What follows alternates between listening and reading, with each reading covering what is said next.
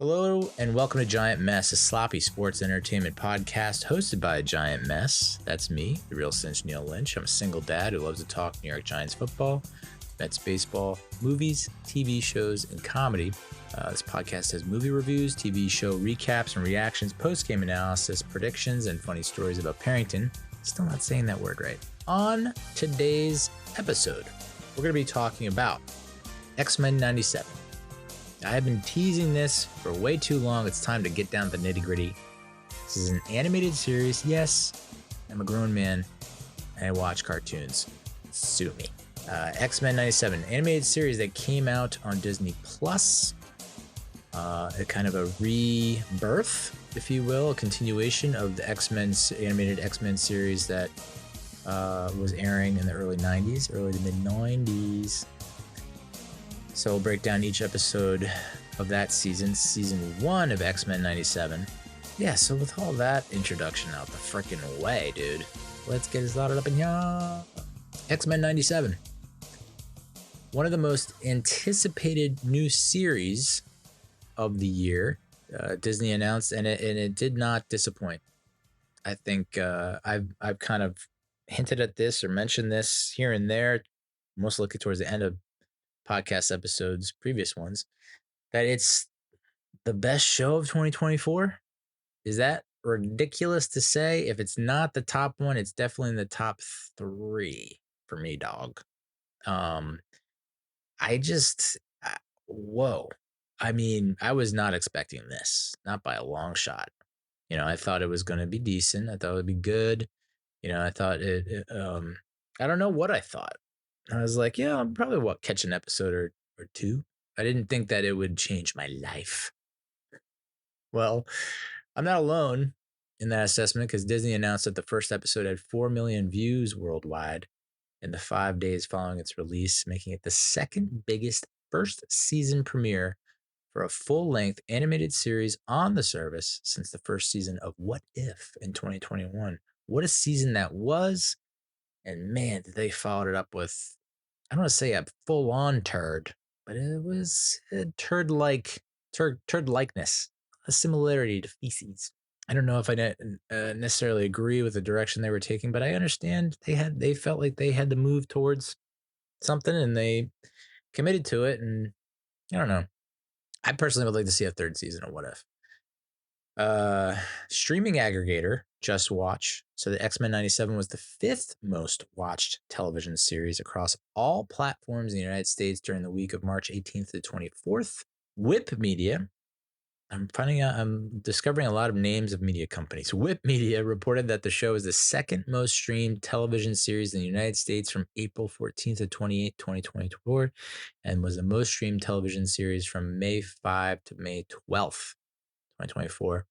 The season finale saw 3.5 million views globally during its first 5 days on the streaming service. So yeah, I think it's doing pretty well. And I think for everyone saying, you're a grown-ass man. First and foremost, I'm not an ass man. I'm a boob guy. Secondly, teach his own or her own or their own. But I don't know. I mean, I'm not like, to preface all this, I'm not a huge comic book guy. I think I've told this story before, but I've purchased in my life one comic book. I bought it probably right around the time that X-Men, the animated series, came out. It was a copy of Wolverine. What happened to that copy of Wolverine? I do not have a goddamn clue. I don't even know if I read it, but I remember I bought it off of another kid for what was at that time for me an outrageous amount of money. I want to say like $20, $10, $20. Maybe I did buy a Superman comic too, but I mean, honestly, one hand maximum, 1 to 2 more likely. So, I'm not familiar with I haven't read all the comic books. Like 99.99% of comic books, I have not read them. Maybe I should. But I do, I don't know. I find myself constantly being attracted to superhero movies, comic book type movies. I don't know why. But of all the comic book stories or IPs or franchises that are out there, I have a sneaky suspicion that X-Men is probably my favorite. And man, if we can get fucking 10 or 11 movies out of the Fast and Furious franchise, can we get 10 or 11 X-Men movies, please? In a row, all the same cast? No. I don't know if that'll happen, but who knows? I mean, with the success of this on Disney Plus and with what we're possibly seeing how now how the X-Men are now being integrated into the MCU. I mean, Deadpool and Wolverine, that's essentially going to be like, all right, well, I know we've kind of like teased X-Men here and there in the previous Deadpool movies. We gave you a little bit. We gave you a dose of Cable in the second one, Deadpool and Wolverine. You finally get that on screen, meet up that we've all been chomping at the bit for. I think that's now like kicking the door, waving the 4-4. Here X gonna give it to you. Like I think this is gonna be a nice little launch pad for the X-Men franchise within the MCU type thing. I hope. The fact that you're seeing a lot of, you're seeing, like a lot of the MCU finally creeping and making its way into the Deadpool cinematic universe, the DCU. I don't think that's taken, right? So this is, as I mentioned, X-Men 97 continues the story of X-Men, the animated series, which debuted in 92 and ran in 97. I was 11, I believe, maybe 12 when this series premiered. I remember loving it season 1 and then season 2 not watching it as much, and I don't think once I got into high school I don't think I watched it at all. So I kind of fell off after season 1, season 2. And I didn't even think to go back and like watch those seasons or that series again to get caught up on this. I didn't even watch a recap going into this. I was just like, oh, this will be a fun little nostalgia thing that I'll look into, and be like, remember back then.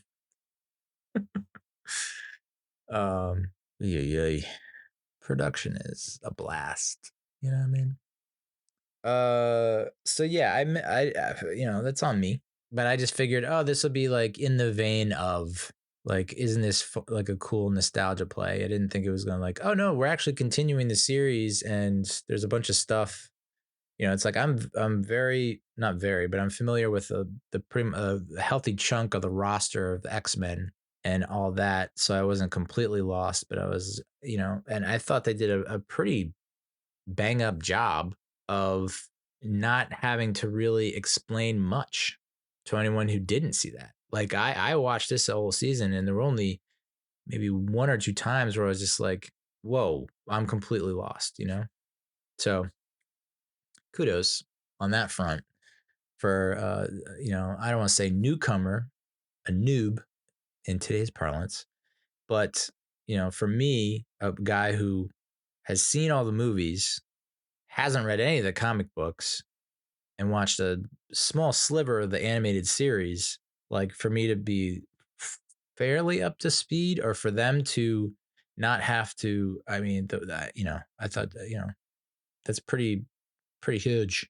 So the animated series follows a band of mutants using their uncanny gifts to protect a world that hates and fears them. They're forced to face a dangerous and unexpected new future. So at the end of the original animated series, when it came to close in 96, 97, Professor X, Charles Xavier, nearly dies in an assassination attempt and is taken to space to be healed by the alien Shi'ar Empire. Question for you. What kind of status do you need to have, or what kind of role do you need to have if someone tries to kill you, it's an assassination attempt? I'd love to know that.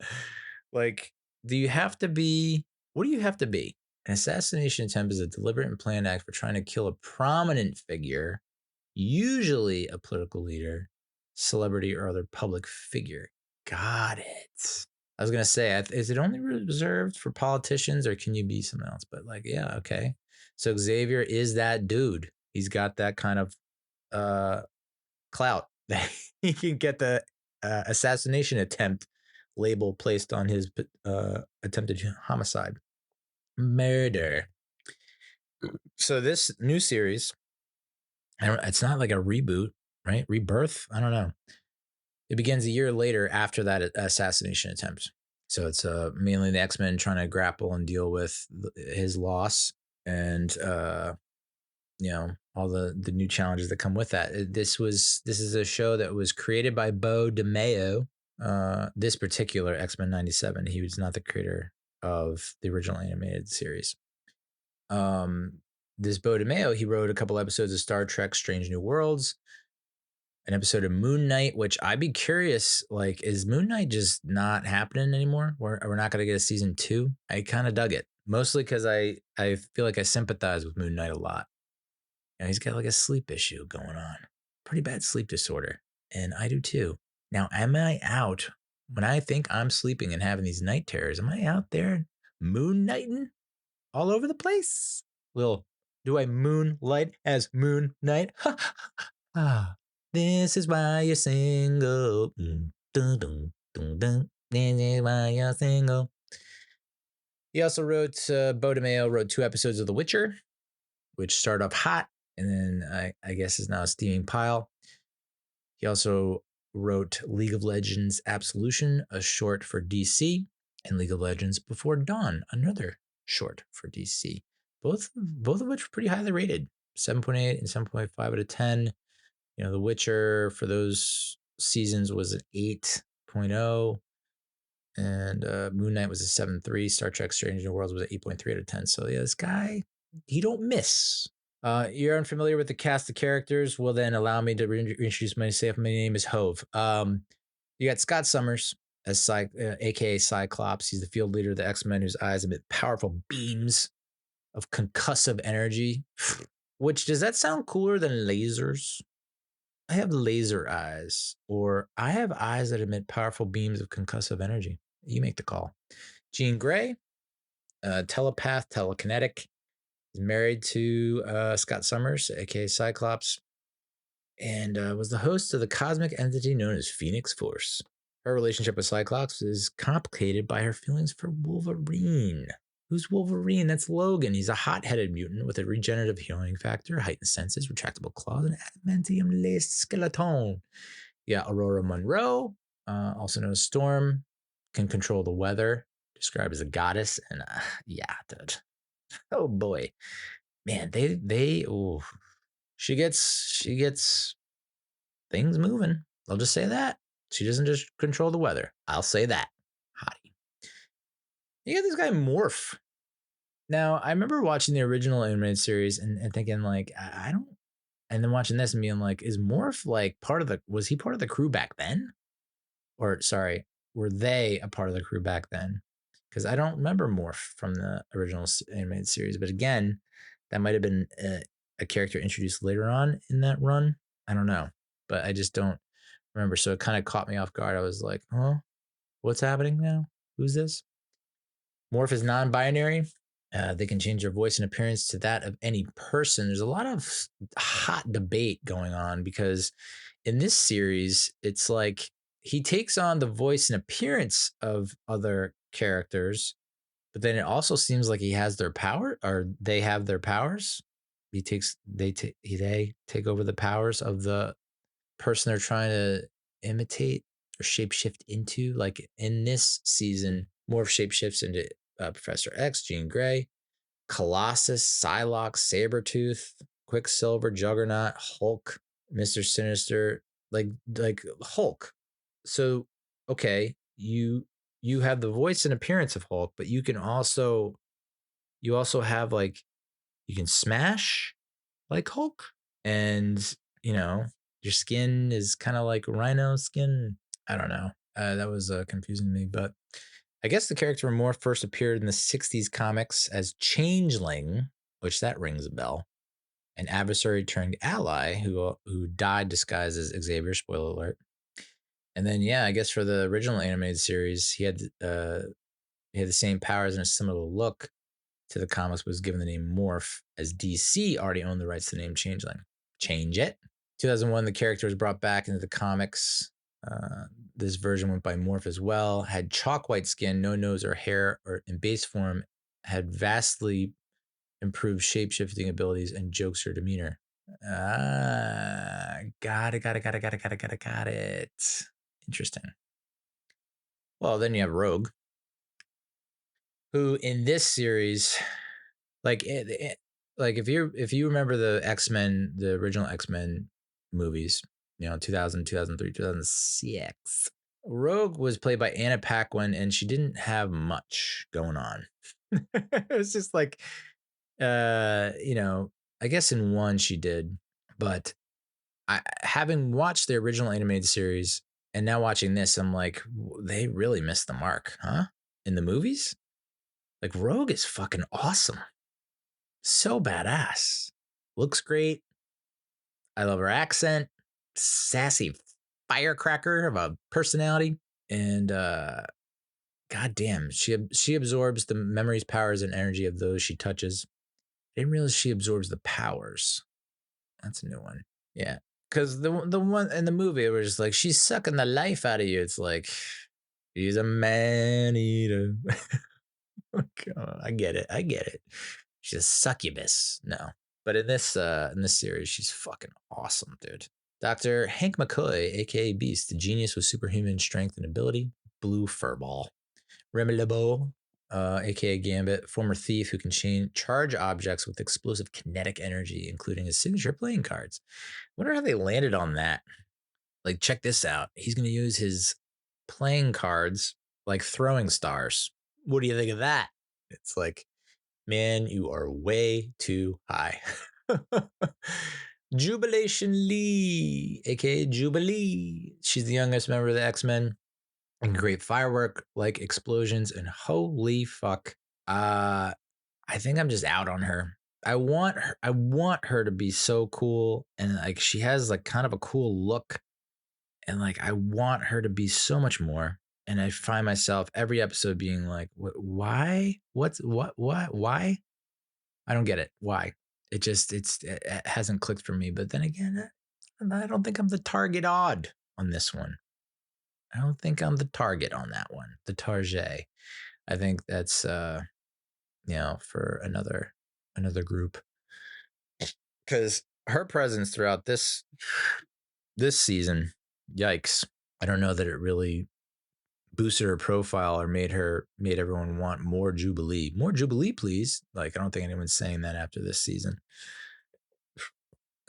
But who knows? I mean, it could be one hell of a growth arc, I guess. It just was like, what am I watching? It almost felt like I was watching two different shows when it was just her. We'll get to the episode, and you know the episode I'm talking about. But Jesus, when we get to that one, I was just like, fuck, dude, not this, please, not this anymore. Lucas Bishop, aka Bishop, a mutant from the dystopian future. Is there any other kind? With the ability to absorb kinetic energy and reject it into concussive blasts. Gotta love these concussive blasts, dude. What kind of blast you got? It's concussive. So Bishop, yeah. I don't know. I don't remember Bishop. I don't think I remember Bishop in the original series, but again, I don't think he didn't come into play until later on. And I just know, like, I'd rewatched X-Men Days of Future Past, and he was in that, and I was like, yeah, more of this guy, please. He's fucking awesome. Eric Magnus Lyncher, aka Magneto, a powerful mutant who controls magnetism. Maybe he can help me out. The dating apps. The new costume of Magneto, dark purple with a giant M in the chest and leaving the shoulders free for the air to caress, is taken from the Uncanny X-Men number 200, published in December 1985. In this issue, Magneto is arrested and taken to the UN court to be judged by his crimes, which also happens in an episode from the season. I gotta say, I don't remember Magneto being this fucking hunky, dude. My God. Got the long white mane of hair, muscular, just like it's a total departure from, I mean, not total, well, I guess, yeah, a total departure from Sir Gandalf. Ian McKellen. Sir Ian McKellen, like it, I mean, I know Michael Fassbender played him in the movies, and it's Michael Fassbender is closer to what this portrayal of Magneto is in the animated series, but a far departure from Sir Ian McKellen. So it's just like, whoa! It's like they took Michael Fassbender and they're like, enhance. So yeah, that was kind of interesting. He's like a fucking sex symbol in this. I don't know if I'm just like if I'm completely misreading the room here, but I feel like he's just like he's got to have like multiple fan pages, right? On the interwebs. Kurt the Wagner as Nightcrawler, aka Nightcrawler. Devout Catholic. Mm-hmm. Blue in color. Has teleporting abilities and prehensile hands and feet. Not gonna lie, had to Goog the prehensile, chiefly of an animal's limb or tail capable of grasping. So yeah, prehensile. I gotta use that, drop that in everyday conversation, fucking blow some minds. So that's most of the major recurring cast of characters, and then you have like as Roberto Rocosta, aka Sunspot, dude who can control solar energy. Again, if you've seen X-Men Days of Future Past, you probably, like me, are not familiar with Suns. If you like me and didn't read the comic books, but you watched the movies, in X-Men Days of Future Past, they're like in the future, and it's all these kind of upstart X-Men that you haven't seen from the previous X-Men movies because it's in the future and they're young, 18, 19, 20, whatever. And one of the characters like lights up like fucking what's his name? Flame On, Johnny Torch. What's his name from Fantastic Four? Johnny Storm, aka the Human Torch. Flame On. I'm like lame on. Nah, come on now. So yeah, I was watching those few scenes that Sunspot was in, and I was like, they're just fucking blatantly ripping off the Human Torch, but no, that's probably not the case. You had Dr. Valerie Cooper, UN official, who, according to a couple different sources, was a special national security advisor on national security issues, which included meta-human affairs, and she worked for the Office of National Emergency as the liaison for mutant affairs. From that description, she sounds like a really nice, cool woman, right? But maybe not. That's just I read it that way as like, oh, metahuman and mutant affairs. Like she's trying to like bring us together. But according to this season, you have Sentinel creator Dr. Bolivar Trask, who was played by Peter Dinklage in the movie, and I now wish that like he would continue to play Bolivar Trask in all the X-Men movies. I thought that was he looks so cool in X-Men Days of Future Past, and I hope they bring him back, but so good. News reporter Trish Tilby, who's I'm like, what? This was another character where I was like, I really hope no more of this. Like, I'm not digging this whole storyline, but then it kind of pays off at the end. You had this, Mr. Sinister, a scientist from Victorian era London who has enhanced himself using mutant DNA. Considering, I mean, this series got me very interested in some characters, specifically villains from the X-Men world that I wasn't familiar with because, again, haven't read the comics, but that I've watched all the movies, and I'm like, how has Mr. Sinister not been in a movie yet? And how has our other villain not been in a movie yet? And I'm thinking it's because of the name. I think most people can't, I don't know. I think there are ways around it. Like, I don't think this is a good example, but I feel like in the Batman movie with Robert Pattinson, and maybe even the Christopher Nolan Batman movies, they avoided saying the name of the person. Everyone in the mother knew the name of the character, and so I think they played on that, and they were like, if you know, you know. IYK, IYK. So yeah, I guess that could be an approach, because they look fucking awesome in this series, Mr. Sinister and our other villain who we'll get to. Like, why haven't we? I mean, I understand the villains that they went with. It's weird how Yeah, like First Class, Sebastian Shaw, who's not very well known, but Kevin Bacon did such an amazing job performing, and the writing was great. And yeah, so but you'd think that like of the X-Men movies, Apocalypse would have been like the best one, and instead it was not so great. I want to say the worst or the second to worst. Could be worth a rewatch. Forge is a mutant who can invent advanced technology, which it's fucking cool, man. I like that. You have Nathan Summers, aka Cable. This is the son of, I mean, if you were paying attention before, you would know that Cyclops, his name is Scott Summers. You do the fucking math. Will I tell you how he's born yet? No. Who's the other parent? No, not gonna tell you. But if you've seen Deadpool Tool, Deadpool should come out with a tool. I know he's got a tool. He's packing heat. And he is a tool, right? Now, in Deadpool 2, Cable is played by Josh Brolin and sent back from the future to murder a child. And I just think that's a cool character. I like that character a lot. You got President Robert Kelly, who you remember from the original X-Men trilogy. Emma Frost, who was also in that X-Men First Class movie, played by Miss January Jones. I want you in my room. Emma Frost, a former member of the Inner Circle Club who serves on the Council of Genosha. But if you remember from X-Men First Class, she got like a diamond thing going on. She can turn her skin into diamonds. Pretty baller. They are a girl's best friend. Oh, he went there. Dr. Moira McTaggart, who was also an X-Men First Class, a Scottish geneticist. Oh, Scottish geneticist. Say that 10 times fast. Scottish geneticist. I might have to add that to my pre-podcast warm-up. Where it's like brr, brr, brr. Unique New York.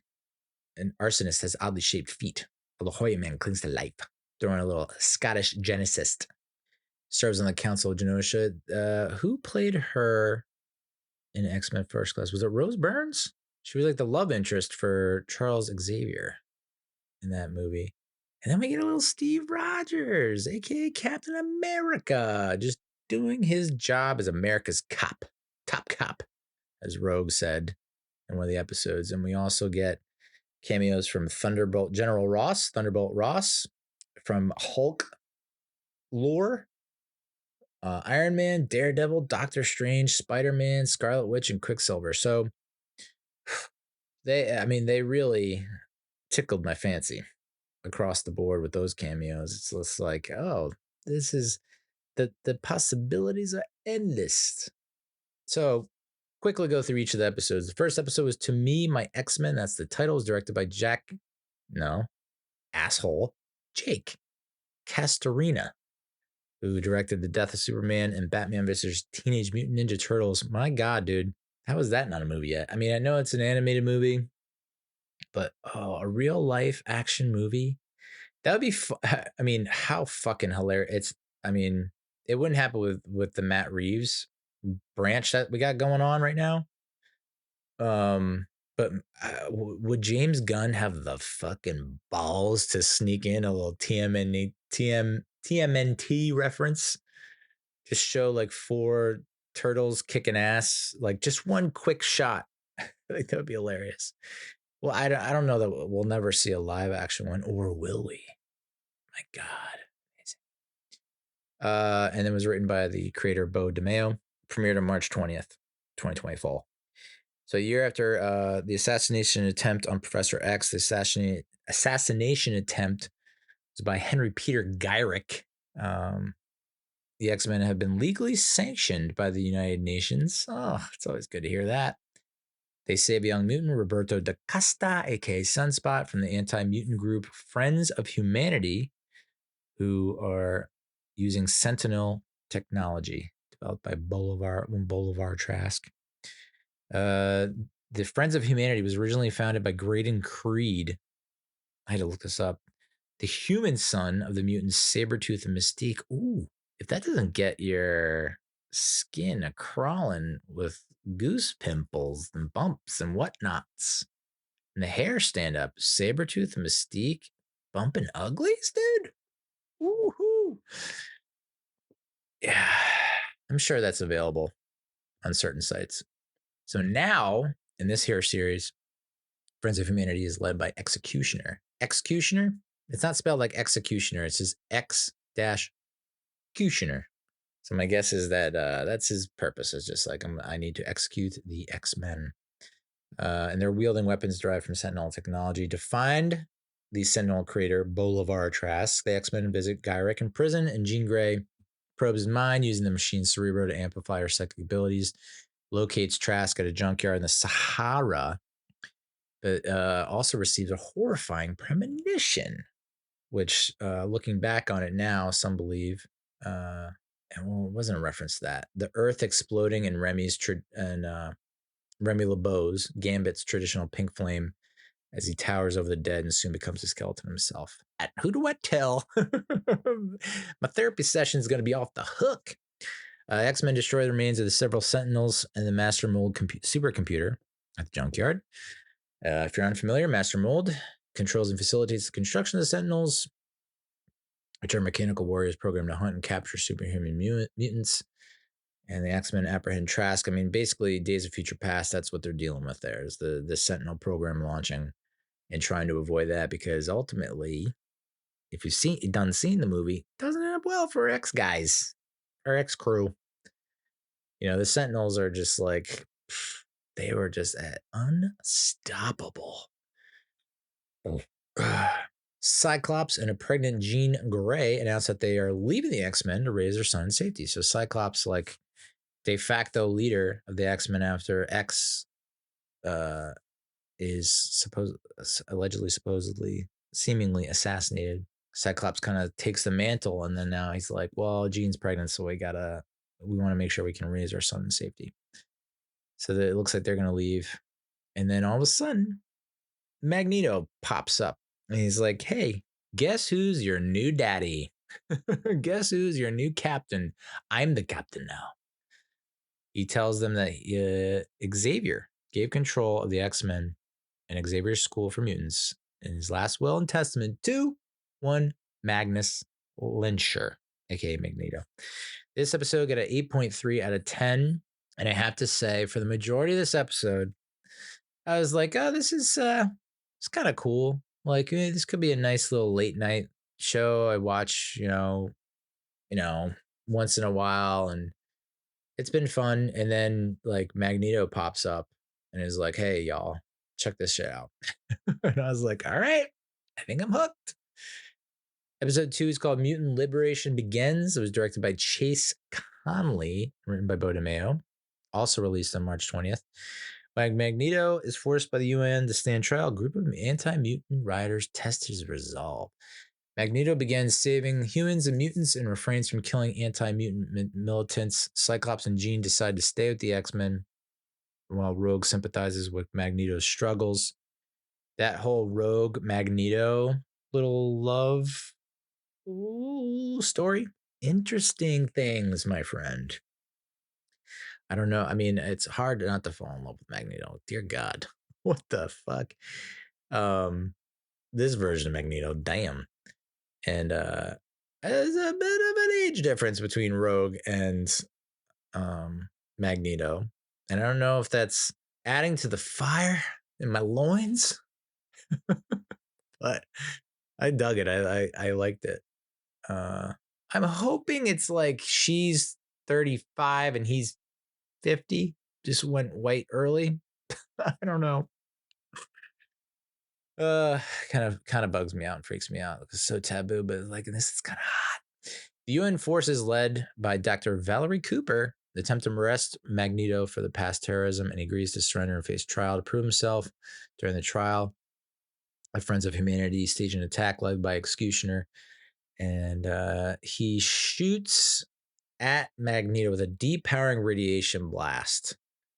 And Storm takes the hit for Magneto and loses her abilities. Jean goes into labor, and I don't remember this part, but it's hard. I mean, this was a pretty friggin' awesome episode, but I just don't believe I can't believe I don't remember this part. Rogue is forced to absorb an obstetrician's knowledge when he refuses to deliver a mutant's baby. I guess, yeah, now that I think about it, I guess I do. It's like that's how powerful these beliefs, how deep they run, how embedded they are.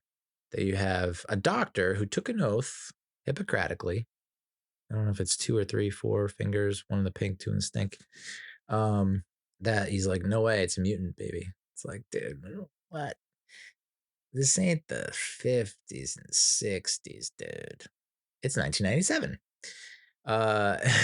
So Jean ends up giving birth to a son who she and Scott name Nathan Summers, aka Cable. So if you haven't watched the movie Deadpool 2 and you haven't read the comics and this is news to you, I apologize that you had to find out this way. A lot of bad ways to find out. This is probably the worst. So yeah, Jean Grey and Scott Summers produced Nathan Summers. Or so you would believe. Ha ha ha. After Magneto apprehends Executioner and stops the assault, he's pardoned, and discussions began for the mutant nation of Genosha to join the United Nations. Genosha, if you're unaware, is a fictional island nation in the X-Men universe, and it is considered a mutant paradise, at least in this storyline. Beast, Dr. Hank McCoy tells Storm that the blast has depowered her permanently, and she leads the team to find new meaning in life. Just like that. It's like, there are guys on the football team who suffer season-ending injuries, and they're on that fucking sideline, no matter what. Yeah, that's gotta suck. It's like, yes, like yesterday, like 1:00, I could make it lightning, and today I can't even make it rain. While discussing her decision, the X-Men are surprised by the sudden arrival of a woman who looks identical to Jean Grey. Oh my god. And it was like, I think I watched these back to back, 1 and 2, and I was just like, yep. You got me. Hook, line, sinker. Fish out of water. 9.1 out of 10 for this episode. And you would think, wow, how did they really, oh boy, I think they might have peaked. Episode 2, that's really high. How can they top it? They do. Episode 3, Fire Made Flesh. This is directed by Emi Yanamura and written by Bo DeMeo and Charlie Feldman, who has written episodes of Teen Titans Go and Fraggle Rock. Not the original, but I guess the animated reboot.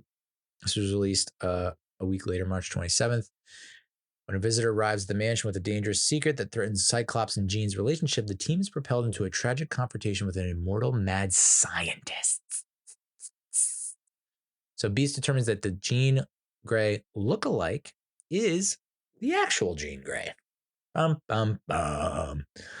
Mr. Sinister contacts the other Jean and reveals to her that she's a clone and that he solely created her to gain access to her and Cyclops' DNA. Mr. DNA sounds of a Danalulu. The thing from Jurassic Park. Yeah. All right. So he takes control of her mind, turning her into the Goblin Queen. And all I could think about is like, man, goblins were huge in like the 60s when these characters were created. You had like the Green Goblin, Goblin Queens. Like this, people be goblin back then. But oh boy, I mean, has it been a while? Yes, it has. Okay. I was gonna make a really bad joke. So she gives the newborn Nathan Summers to Mr. Sinister and subjects the X-Men to horrific visions based on their own fears, kind of a la Scarecrow from Batman. Although I guess when Green Goblin chucks those pumpkins, they just explode, right? Yeah, okay. Morph leads the X-Men so Morph, come to find out, he's got a thing going on, Mr. Sinister. Sorry, not he. They. That's gonna be tough. Just know when I say he, I mean they. There you go. So they have a past with Mr. Sinister. And so he leads the X-Men to one of Sinister's labs where they find Mr. Sinister infecting Nathan with a techno-organic virus.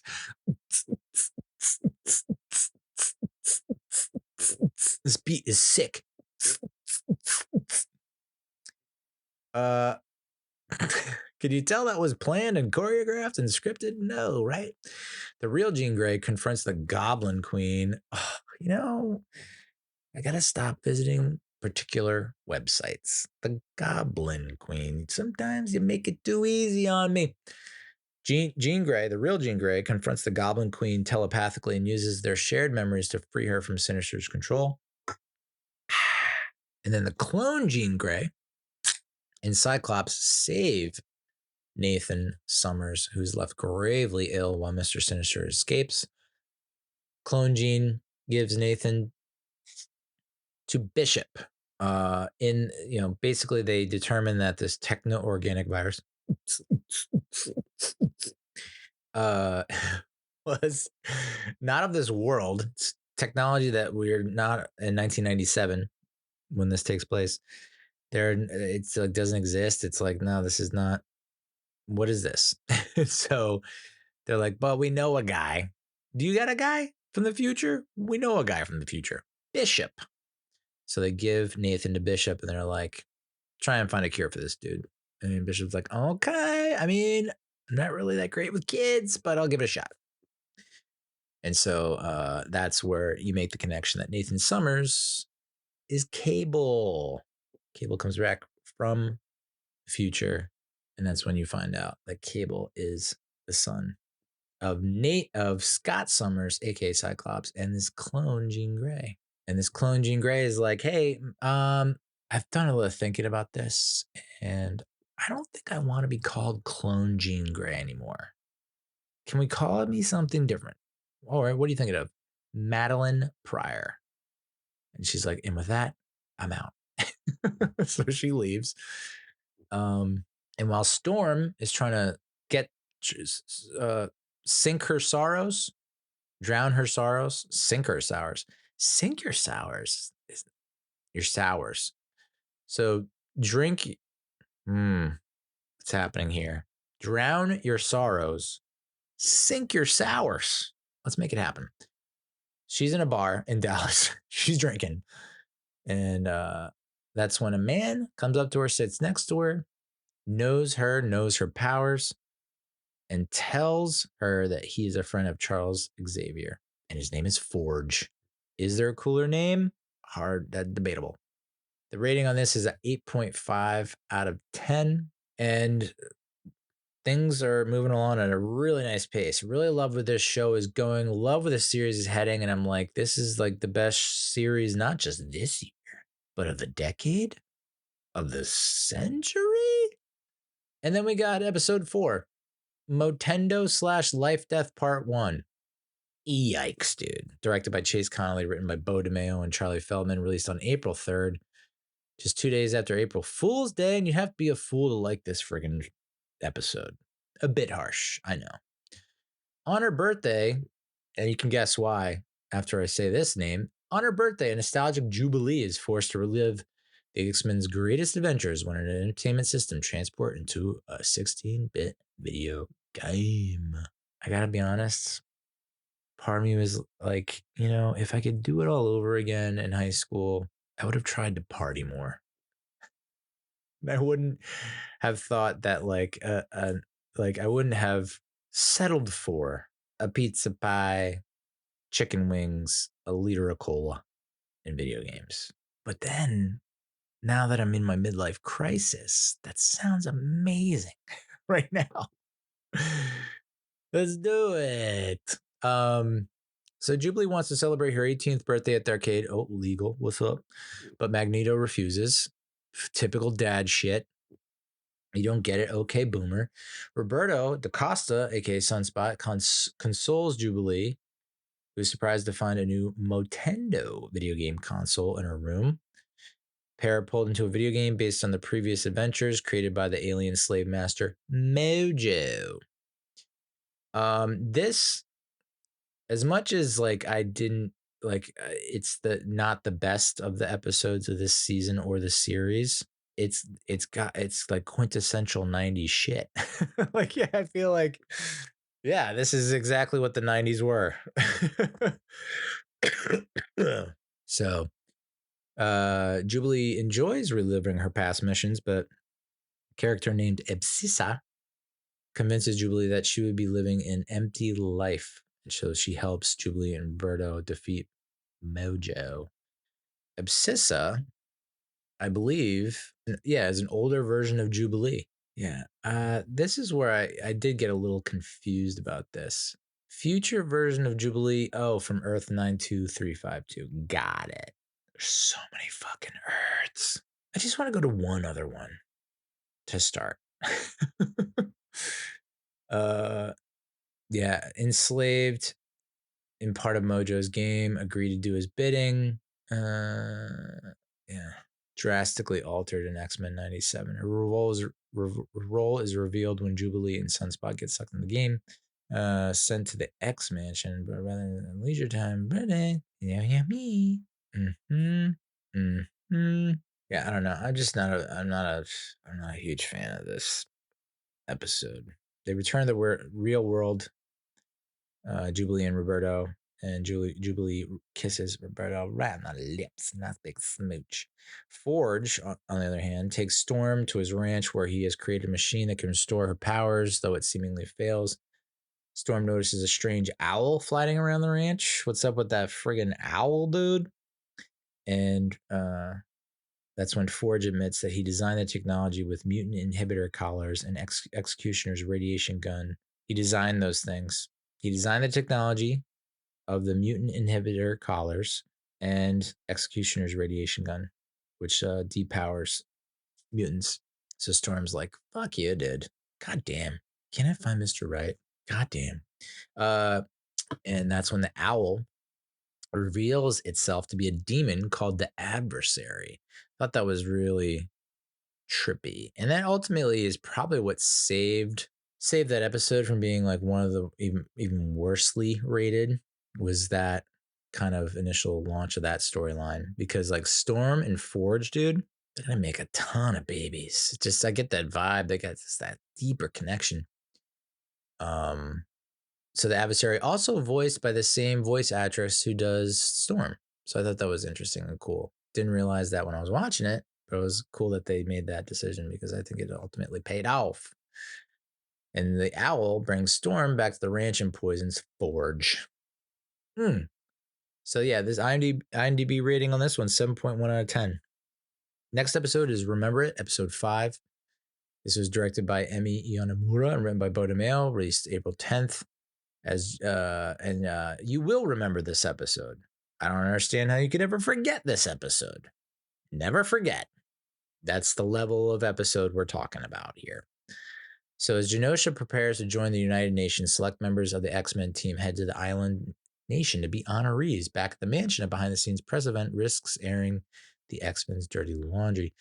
Jean Grey reveals her emotional confusion to Wolverine and kisses him. I'm so confused. Do I want this hot guy or this hot guy? I want them both. Wolverine, quote unquote, rejects her advances and tells her to talk with Cyclops.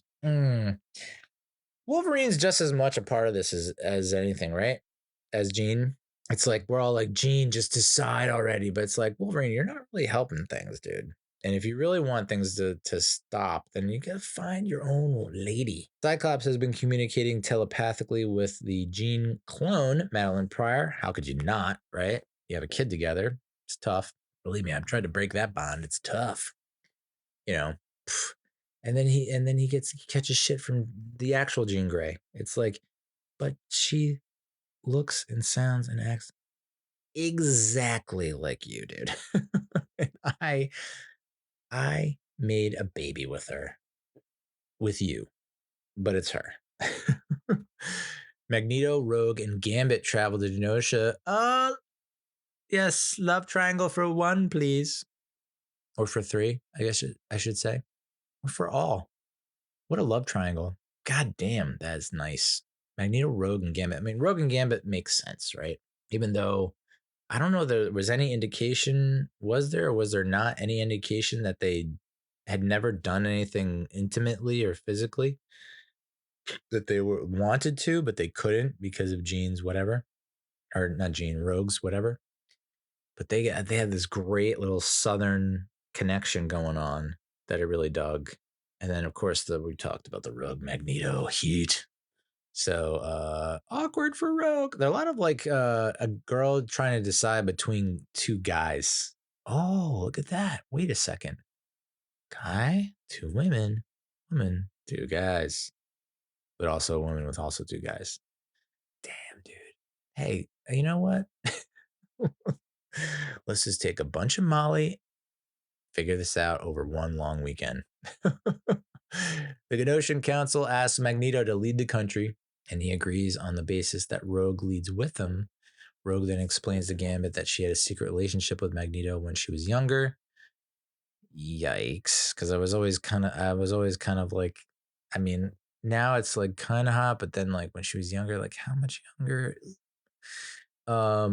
And at the gala celebrating Genosha joining the United Nations, Rogue kisses Magneto and realizes she made a mistake choosing him over Gambit. The time-traveling Cable arrives, and Madeline Pryor realizes that he's an adult Nathan Summers. I wonder what gave it away. Was it the laser eye or the robot arm? Cable is sent back to the future before he can warn everyone of what is coming. And that's the we've been working on time travel for a long time now. We still haven't ironed out all the bugs. An upgraded master mold and an army of sentinels attack Genosha and kill thousands of mutants. I don't think that one-liner does any service to what we saw. It's just like complete and total genocide, massacre, obliteration of a lot of people, mutants. And the only way to stop it was with Gambit sacrificing himself. So he sacrificed himself to destroy the Master Mold, and Rogue is torn asunder emotionally. I mean, and the rating speaks for itself. I don't need to say anything more than this. 9.7 out of 10 IMDb rating. 9.7 out of 10. Listen, I've done a lot of reviews that no one's watched or listened to. I've bandied about a lot of ratings. I don't think I've ever seen or reported to you a 9.7 out of 10. God damn, that's good. Almost perfect, some would say. So yeah, I mean, when that episode stopped, I was like, we got to get Cable on the hook and be like, transport me 1 week from now. Because I can't get enough of this fucking show. It is the balls and the teats and everything in between and all around. One of the best episodes of television. I mean, I know I didn't do much service the way I was relaying it to you, but you got a love triangle. You got a love triangle. You got a love triangle. There's 3 love triangles. You got time travel. Damn, what an episode of television. I know this is insane to say, but if you sat someone down out of the blue off the street, you're like, hey, we'll pay you $20. How much is your time worth? This is 30 minutes long. Minimum wage is like, what, 20 an hour now? I guess. Normally we'd pay you $10. We'll pay you $20 to sit and watch this episode of this show. We are not going to tell you anything about this show. Just watch it. And I still think you'd be like, holy shit. Probably not, but I just think it got me fucking revved up for the rest of this season. And the rest of the season pretty much lived up to the promise from that episode. You know, a lot of times, like, we just reviewed 3 Body Problem. And there was that episode where, the thing happens in the Panama Canal. If you've seen the show, you know what I'm talking about. If you haven't seen the show, get on it. But the thing that happened in the Panama Canal was like, oh my God, where do you go from here? How do you live up to it? And it didn't necessarily do that. This series is different. It did. So episode 6 is called Life Death Part 2, directed by Chase Conley, written by Charlie Feldman, released on April 17th, 2024. Storm is forced to face her worst fears in order to free herself. I mean, yeah, we've all been there. Storm, you'll get through it. Storm, you just got to weather during a war between the Shi'ar and Kree empires. So if Kree kind of like rings a bell for you, if you've watched, I don't know, I was about to say Miss Marvel, Captain Marvel with Brie Larson, the movie that came out in 2019, 18. That's where the MCU, well, I don't know if that was the first. Hold on a second. I'm getting this wrong, aren't I? Is the first time you see the Kree in Guardians of the Galaxy Volume 2? Ronan? Is that the Kree? No. Jesus. Captain Marvel is where the Kree got the most screen time. I'm going to say that. So if you're saying, whoa, Kree, yep, this is where the MCU and the X-Men worlds are going to come together cinematically. Shi'ar Empress Lalandra Neramane announces her engagement to a now healed Charles Xavier. So Charles, X-Man Xavier, is alive. He does use an exosuit that lets him walk, which he looks like just stunning in that exosuit. It's like, man, how much would life be different if I could just wear an exosuit at all times? I mean, it would be a pain in the ass, but it would look fucking cool as dope and hell, yeah. Refusing to accept her sister marrying a Tannen, Deathbird invokes the right of Madasha and challenges Xavier to purge all his memories of Earth to prove his loyalty to the Shi'ar. It's gotta be rough. It's like, it's this lady, I love her. We have a deeper connection, the most intimate connection I've ever had with a woman, quote unquote. I don't think, I mean, like, this is as good as and as strong as it gets. Okay, now forget everything that happened before you met her. Oh, I run a school and they depend on me to like help them save the world repeatedly. A lot of fish in the sea.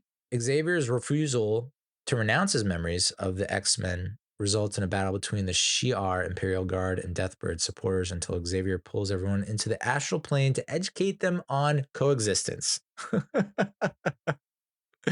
And this is why I love X-Men and why I'm attracted to Doctor Strange. But like the fact that it goes this route and it takes you that, like, kind of not your traditional historical, like, we're going to physically solve this problem through violence and fighting. No, it's like, hey, I'm going to get in your mind and be like, hey, don't be dicks. His lesson is interrupted by a psychic vision of Gambit's death. And so Xavier decides to return to Earth and thus not marrying his lady. Some things are bigger than sports. Back at the ranch, Forge uses his mother's spellbook to expel the demon, and then Storm helps him search for a rare cacti that can cure the poison. Storm finds the cactus, but is cornered by the adversary once again. She's able to overcome her fears, regain her powers, and defeat the adversary. Storm, I mean, that whole sequence, I was like, is the adversary talking to me? I feel like the adversary is talking to me and I need to answer the television. And boy, did I answer. And boy, was I wrong. It's a recording. It's a cartoon that's been produced. You're not part of it.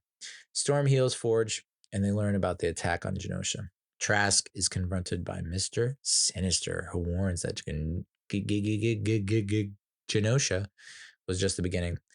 This was 7.8 out of 10. I'm wondering if people were not too keen on the Forge Storm storyline. I mean, it got 2 parts, and I liked it. But I wonder if it was like just too far removed and too focused on one character. I feel like that when X-Men or when any story really is clicking, It feels like everyone's invested in every character and everyone's, doing their own thing, but like it's all related. And when you just focus on the one person for the majority of the time, maybe that's where people lose interest. I don't know. I dug the Ford Storm storyline, and the Xavier Shi'ar storyline. I mean, he's you can't question his loyalty or his allegiance. He has the ability to walk. He has a chance to marry a friggin' become royalty, if you will. And he says nay because he's trying to save his students. What a guy. But yeah, it took it a step back. Hard. I mean, with the exception, I mean, the 3-part finale.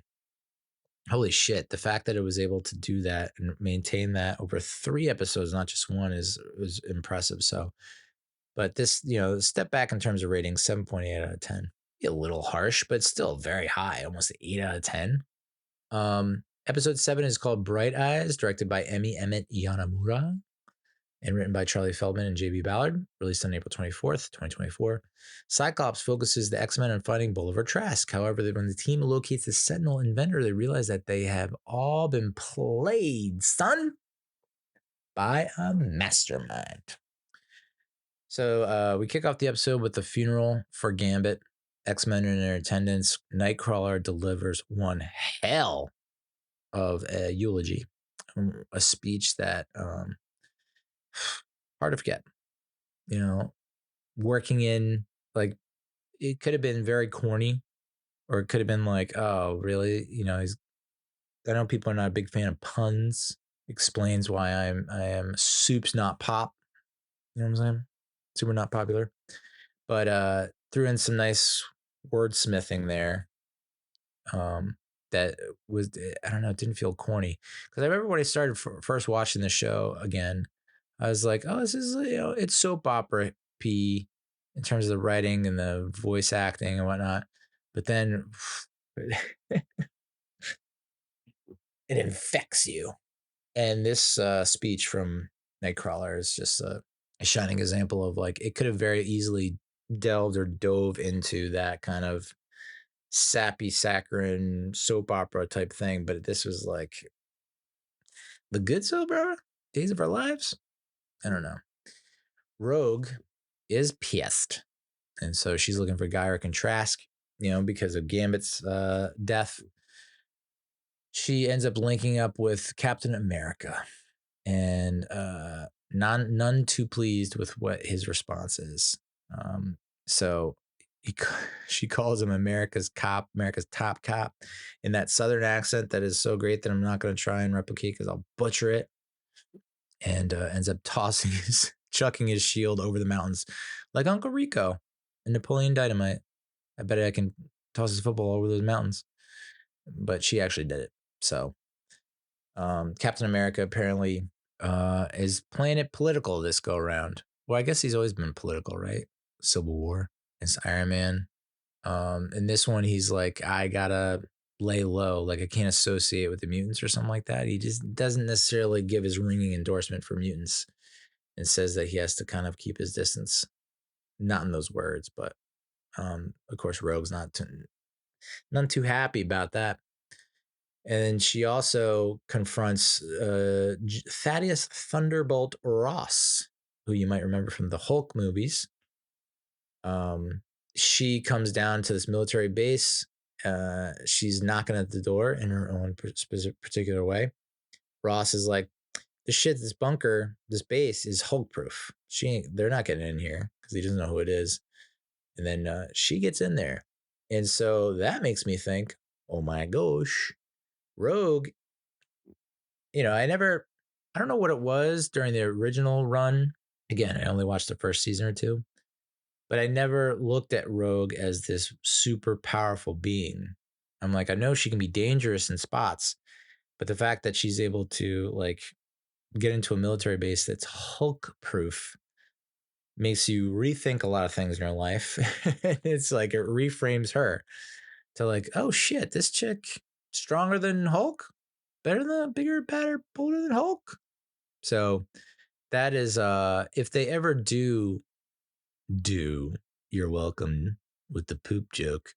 If they ever do the X-Men full introduction to the MCU where we do get to see Hulk and Rogue, let's just see how things go down, you know? My money is on Rogue. She ends up finding Gyrick in Mexico and absorbs his memories. And that's when it's lights out for our guy Gyrick because he's murdered later that night.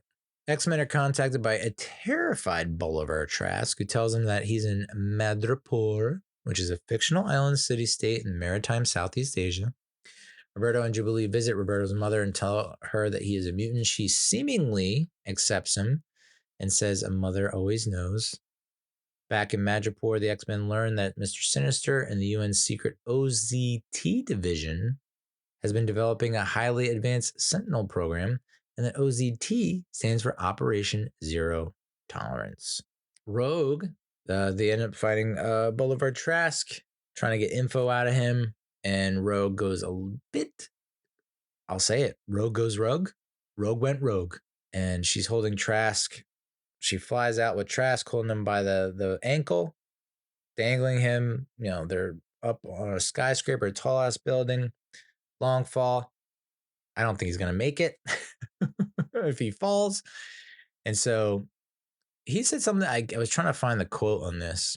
Maybe I can still find it. Rogue quote. Trask. Man. 97. Because it's a good. Oh, well, you know. Oh. Okay. I thought, fuck, I forgot what she said. But I thought Trask said something along the lines of, you just have to let it go. And she's like, my thoughts exactly. And then drops them. Like, let it go, let it go. So yeah, she drops that on Trask as she drops him. And what appears to be to his death. And then that unknowingly activates the programming that turns him into a human sentinel hybrid, which is just scarier than sentinels just by themselves. Cable arrives and defeats Trask with an EMP and explains that Mr. Sinister is working with a greater threat that they must stop. And this threat, just so happened murdered Gyrick, is Bastion. So Bastion reveals to Mr. Sinister that Xavier is alive in space and that Magneto, presumed dead in the Kenosha attack, is also alive and is Bastion's prisoner. It's got an IMDb rating of 8.7 out of 10. I don't think I went over who Bastion was up here, so maybe I'll just go back real quick. So Bastion is the anti-mutant leader of OZT, Operation Zero Tolerance. He is a human-machine hybrid created by Nimrod. Who the F is Nimrod? It's funny that, like, typically you say, oh, that guy was a real Nimrod. Like, it has a negative connotation. Nimrod was a biblical figure mentioned in the Book of Genesis and Book of Chronicles. The son of Cush. Sup, dude, 420 for life, peace, love. And therefore, a great grandson of Noah. Ever heard? Built an ark. Nimrod was described as a king in the land of Shinar. The Bible states that he was a mighty hunter. So that's what the comic book character was named after, that biblical figure, the mighty hunter, hailing from the Days of Future Past timeline. Oof. Yeah, this definitely got me. Deadpool and Wolverine, the trailers and promos for that, and watching this X-Men 97 series got me wanting to see Days of Future Past again. And I did, and I freaking loved it. And I was like, and then they even give the teaser for the next one. You're like, it's only going to get better from here. And then it went kind of downhill. It was like Apocalypse and then Phoenix. And they're like, oh, shit. But Nimrod is a powerful, virtually indestructible descendant of the robotic mutant hunting sentinels. Name is derived from the biblical figure. So yeah, I know you know, like, you plebeians, you peons. You hear Nimrod and you're like, oh my God, Nimrod. So yeah, that's Bastion. I think he got a little bit of the techno-organic virus. So that's episode 7, 8.7 out of 10. I mean, a banger after banger after banger, guys. Episode 8 is called Tolerance is Extinction Part 1. This is part 1 of 3 parts. Episode 8, directed by Chase Conley, written by Bo DeMeo and Anthony Salitti, came out on May 1st, 2024. The X-Men must unite to face a new threat. So the UN reveals that Xavier is alive, leading to an anti-mutant protest outside the school. Cable explains the Genosha massacre is an absolute point, and Bastion will use it to start a 300-year war. Absolute point meaning like it can't be changed. So I don't know where exactly this is explained. In a lot of, I guess you'd say comic book stories, like no matter how many infinite Earths there are in the multiverse, how many different paths, whatever, there are still these absolute points that always happen throughout any universe. Like that's what they have in common, the common thread.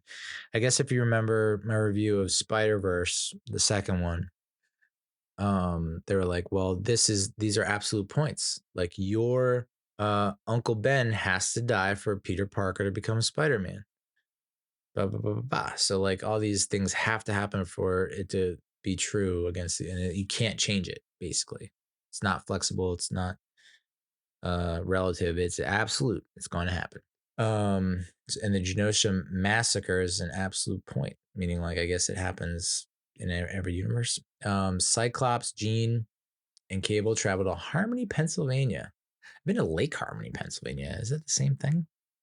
It's where we have our fantasy football draft weekend, where I stink at poker and golf and every other sport imaginable, including drafting fantasy players. They learn that Bastion is a human-machine hybrid conceived after his father was infected with part of the advanced time-traveling sentinel Nimrod. Members of the Operation Zero Tolerance express concern over the massacre and ask Dr. Cooper to monitor Bastion. Bastion explains how he's turning humans into prime sentinels like Trask, Oliver Trask, using Mr. Sinister's techno-organic virus.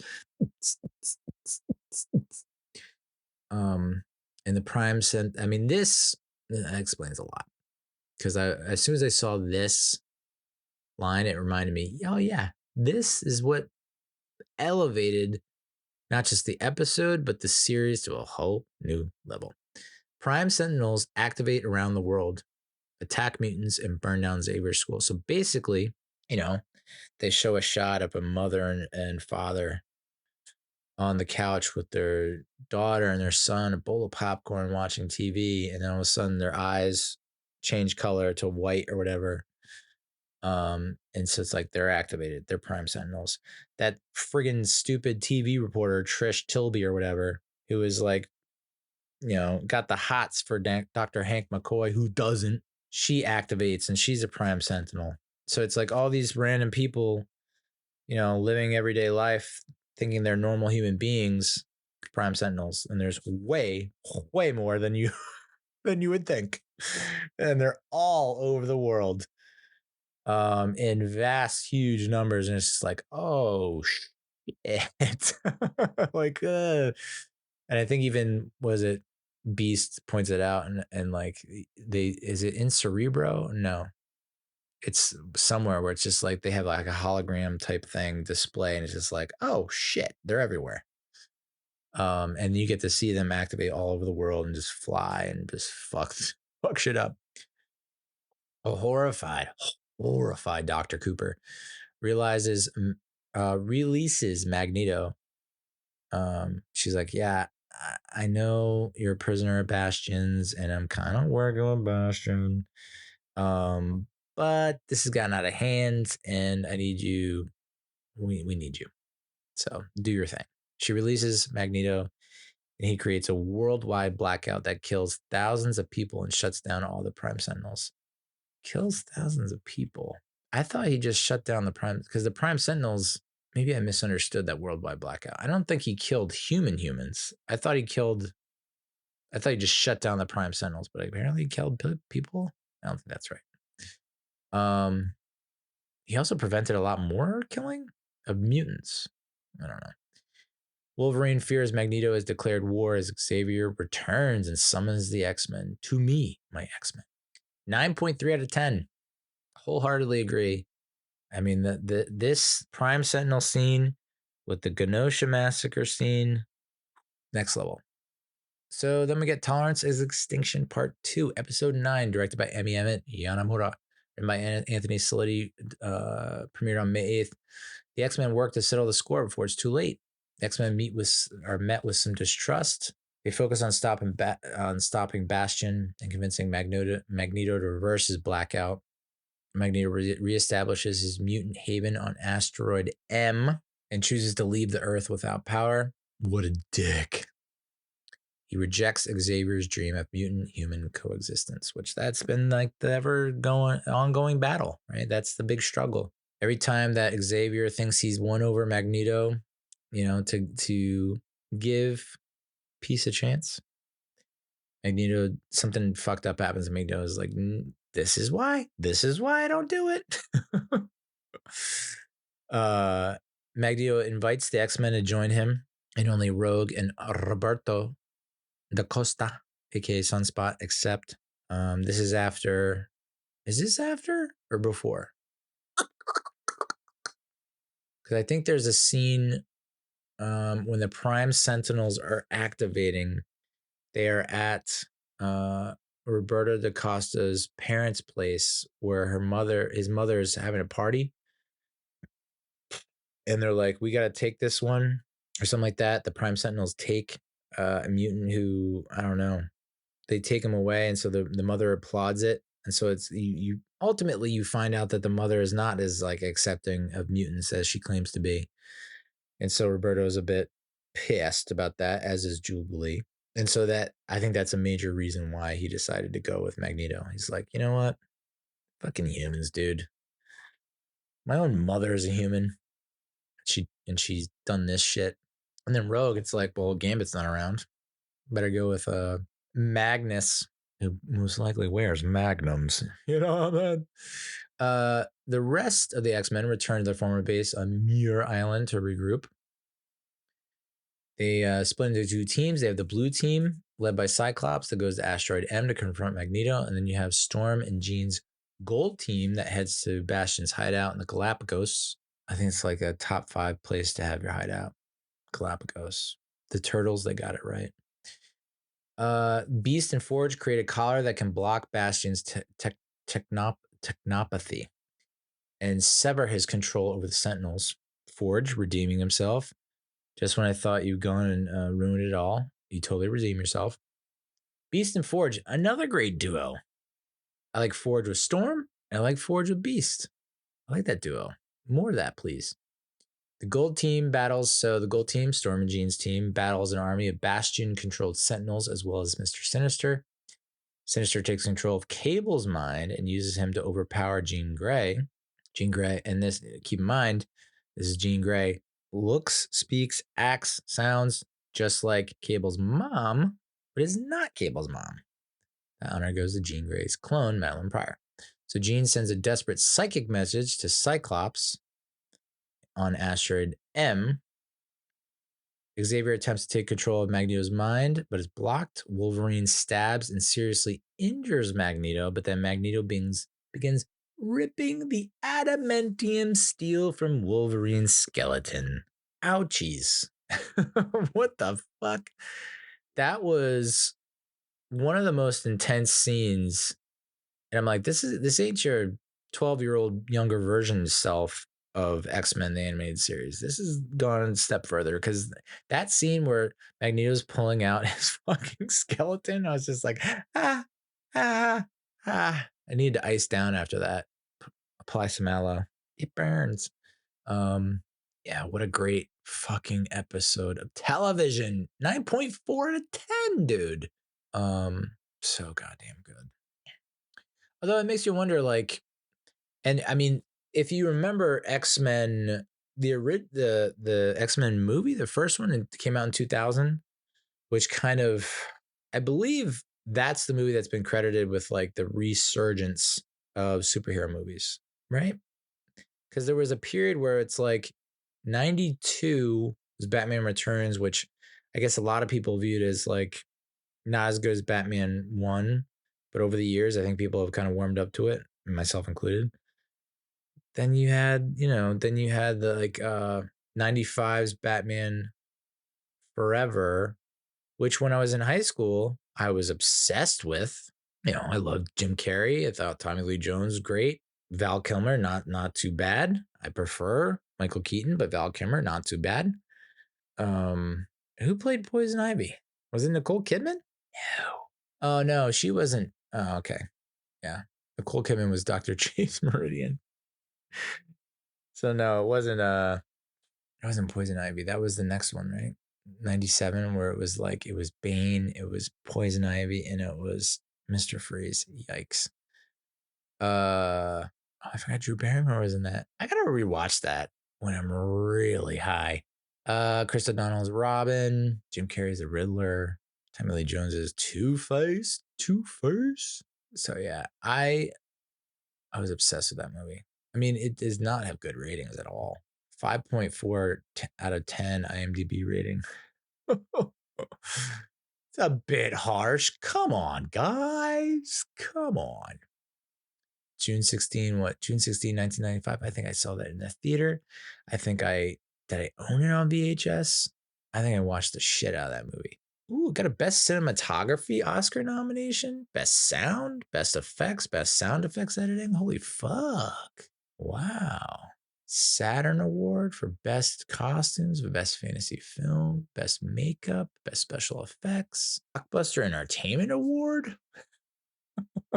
And then Kiss from a Rose, dude. I mean, that's what really sealed it for me. Kiss from a Rose. My God. I ended up, I know this comes as a complete shock, but I was a complete loser in high school. Still am, but in a different way now. I think I was a lovable loser back then. Now it's like, oh. I ended up getting a girl I was dating or wanted to date. I got her the Seal single Kiss from a Rose on cassette tape. There, I said it. Thought that would win her over. But I was obsessed with that friggin' song, obsessed with Jim Carrey. And so you can understand why that shit was on loop for a good year. Sophomore, junior year. I don't even know what I was talking about. In X-Men that came out in 2000. Holy shit. What a detour. There was a scene. I mean, I think it was X-Men 2000. It might have been X2. I don't know if it was X3. X-Men in 2000, X2 in 2003. Literally anytime that Hugh Jackman's Wolverine steps to Ian McKellen's Magneto and is like, I'll tear you limb from limb. And he is like, he actually does control him. Is it an X-Men? He basically just picks him up and he starts stretching him like he's on a torture rack. Stretch and stretch and stretch and stretch. And I was like, that to me, and maybe I'm overstating things, maybe I am embellishing just a hell of a bit, was one of the most intimidating, terrifying things that I think a villain has ever done to an enemy, an opponent, a foe. Is like, wait, you're just made of metal and I can control metal? You dunzo, kid. Sauteed Dunions. So that was my point. I think that's what I was trying to get across, was that yeah. If you're Wolverine, the fact that why are you ever stepping to Magneto? Like, why would you ever step to him? It's just like he's got your number, he's got your card big time. And this is where my memory's a little foggy when it comes to the series, because it's now been, it's been like a month just about since it's ended, and now I'm commenting on it.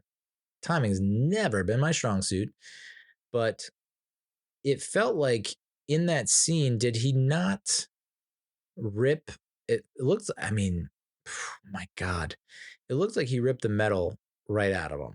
And I'm like, I don't know. I don't think you recover from that, right? No, I don't think you do, right? But if anyone can, it's fucking Wolverine. And this is where my lack of comic book knowledge really kills me, because it's like, is there anything that can kill Wolverine? Well, I guess it happened in Logan. Oh, yeah, I got to rewatch Logan. Great movie. And then we have this season finale, Tolerance's Extinction, Part 3. This is episode 10. Directed by Chase Conley, written by Bo DeMeo and Anthony Sility, released on May 15th, 2024. X-Men's dream is put to the test as mutant-human relations reach a tipping point. Wolverine is critically injured, to say the least, brah. Had his fucking skeleton ripped out of his body just about. Xavier takes control of Magneto and restores power to Earth. Thank you, Professor X. And Magneto's mind is fractured. This is where, again, this is another instance of X-Men separating itself from any other franchise that I've been aware of or cognizant of in my 40 some odd years of life. As far as movies and TV shows go, unless you want to say WandaVision, I thought that was definitely bent the mind a lot. Doctor Strange definitely bent the mind. But in terms of, this felt like this scene where Xavier takes over Magneto's mind and is inside his mind, and there's kind of like, I don't want to say manifestations, but like the scene that they're in reflects Magneto's current emotional status, right? And it was weirdly reminiscent for me of like a scene from Inception, where it's like it's a dream state almost, but has very real consequences. So I thought that was really cool. Jean Grey connects to the cosmic power of the Phoenix and places the collar in Bastion. That's where, that Phoenix, that's that koi minx. Bastion's mind is restored. Mr. Sinister's mutant augmentations are reversed and Cable is freed. The X-Men fight to prevent Bastion from crashing asteroid M into Earth. U.S. government launches missiles at the asteroid and it still plummets. With Xavier's help, Magneto regains consciousness and sends the asteroid into space. Asteroid explodes, and most of the X-Men are presumed dead. 6 months later, Bishop arrives and tells Forge that the X-Men are trapped in time. Fuck yeah, dude. How do you land the plane? That's how you land the plane. Cyclops and Jean are in the year 3960 AD. Rogue, Nightcrawler, Beast, Xavier, and Magneto are in ancient Egypt, 3000 BC. And I believe that's when Apocalypse is doing his thing. And then Apocalypse finds one of Gambit's playing cards in present-day Genosha. You can't set up another season better than that. It's like, hey, season's been pretty wild, huh? Right? Check this shit out. We're just gonna fucking shotgun blast our cast of characters into 3 different timelines, and we'll figure it out. 9.4 out of 10. So if you are keeping track at home, we had from worst to best in terms of IMDb ratings, which I mostly agree with. Yes, I pretty much agree with it. Yeah, that Shit-tastic season 1 episode 4 Motendo / Life Death Part 1 at a 7.1 out of 10. Now I keep pooping on it, but it's still 7.1 out of 10, which is better than most of what's on television these days. So it was still enjoyable, but I was like, it's what happens. This kind of reaction happens when you get something like when the season starts off with like an 8.3, 8.5, 8.7, 9.1, you're just like, oh, so you're just that's the expectation episode to episode when they lay down that kind of foundation. So a 7.1 is not bad, but it's still it just felt a little too far off the beaten path, and it didn't feel necessary to what's going on. I know that that is part of Jubilee's character arc. And maybe it will pay off in season 2, hopefully, because it's like they did a lot of setting up. I'm not quite sure what the payoff is just yet.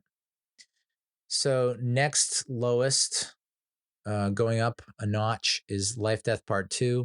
It's episode 6, 7.8 out of 10. See, the season premiere to me, my X-Men was 8.3. Fire Made Flesh episode 3, 8.5.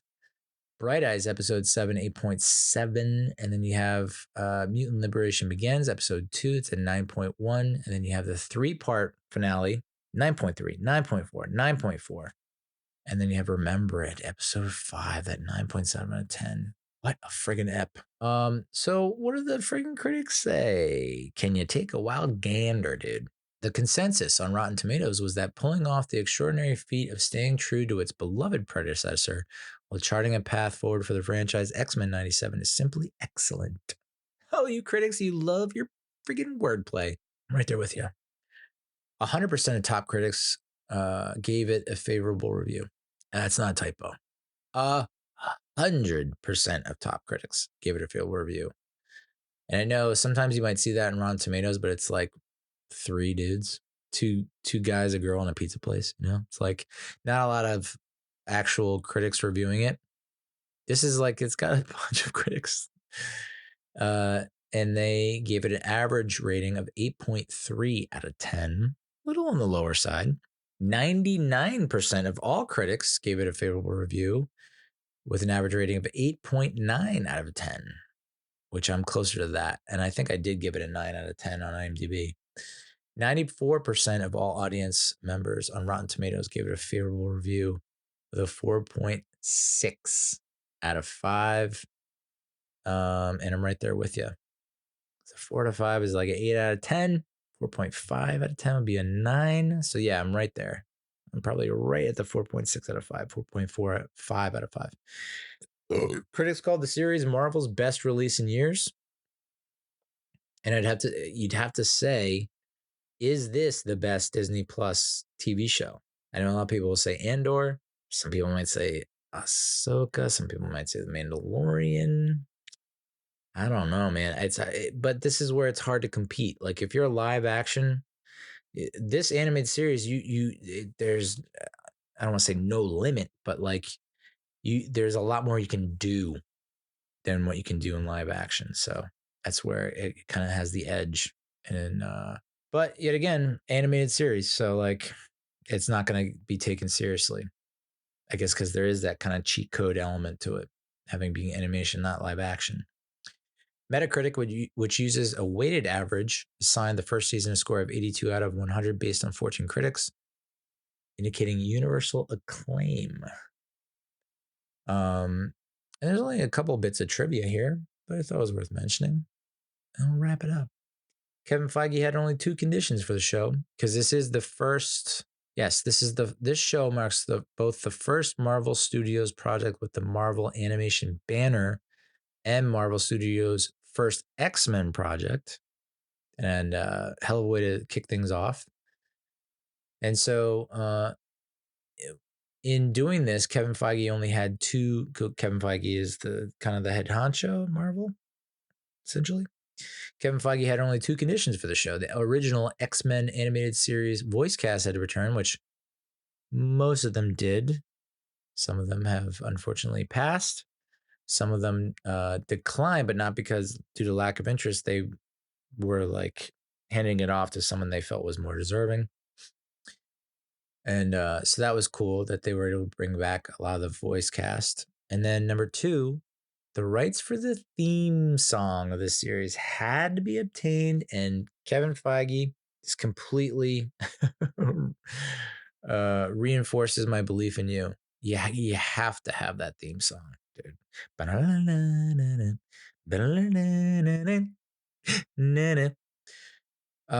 Voices were recorded at the same studio as X-Men the Animated Series, so that's cool. Cool that they all brought it back and brought it home.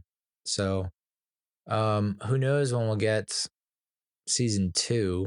The way things that happen with a lot of these great shows is they take forever to produce, and it's kind of like you get a little bitter and angry and steamy under the collar about it, but then it happens and you're like, worth it.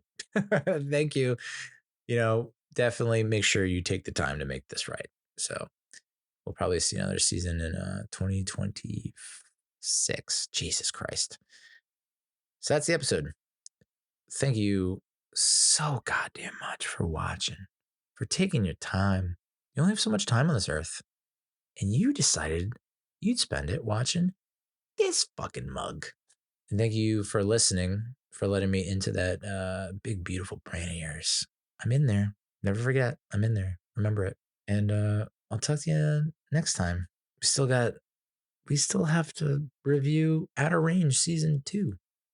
Dark Matter on Apple TV finishes up this week. The Boys has premiered. We're 4 episodes in. A whole lot going on. So many movies. There's no lack of material or content. So stay tuned. 1,000 points of light. Keep the course. What was that George Bush thing? Not gonna die. No, Dana Carvey would say 1,000 points of light. Stay the course. And yeah, I'll fucking talk to you guys next time, all right? You fucking Nimrods. Oh, shit. Adios, muchachos.